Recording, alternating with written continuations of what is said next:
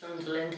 I've been a photographic artist for coming up to 10 years now, and what that means for me is that I do photography, but I also create lots of different art using photography as a material as well as just for the image itself. So you guys have been given the challenge today of taking photographs of hidden nature, and this is one of my favourite things, I guess, in life. In my house I've actually turned my yard into a garden, and that's given me a little space of my own of hidden nature. Now you might have to think outside of the box. You might not have a garden or garden, so you might have access to the beach, the riverside, parks, or maybe even somewhere else that kind of pops into your mind. But these are all places where there is nature, both in the terms of plants and animals.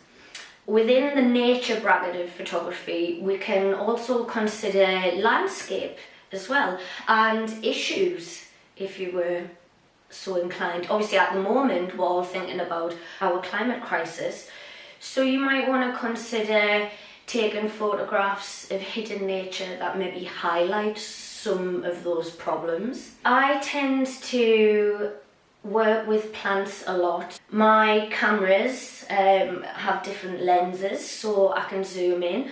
My mobile phone has a zoom as well, so what I'm able to do is to get in really close with my photographic equipment, and that helps me to see the world in a different way.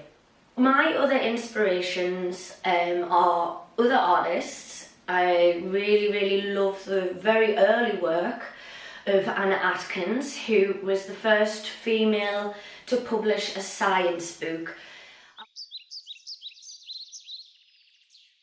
Yeah, light's really important in photography.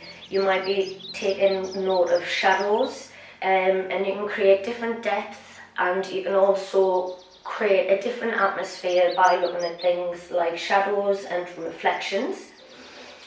Speaking of reflections, photographing after the rain is really good, because you then get lots of extra little reflections, and you might be able to see different creatures that come out.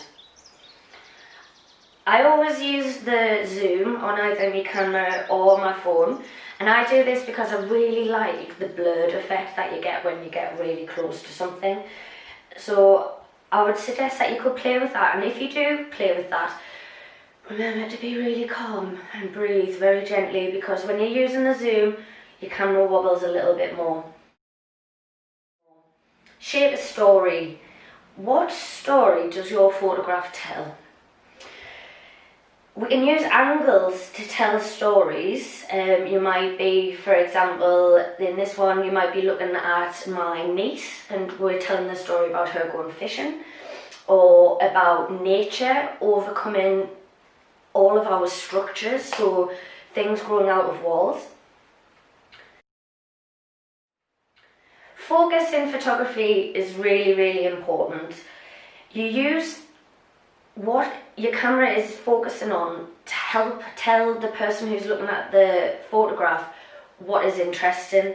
That's another thing about getting close. Yeah, the world's a really big place, and sometimes it's easier if we just break it down into something small and something that we're interested in. So the other thing is to just keep trying, which is why I was saying you can take a few photographs. You might find something that's quite interesting to photograph, and if it's a plant, then you might also be able to come back and visit that plant at a particular time of day. So don't be scared, have a go. So the best advice that I can give you guys is go and have fun.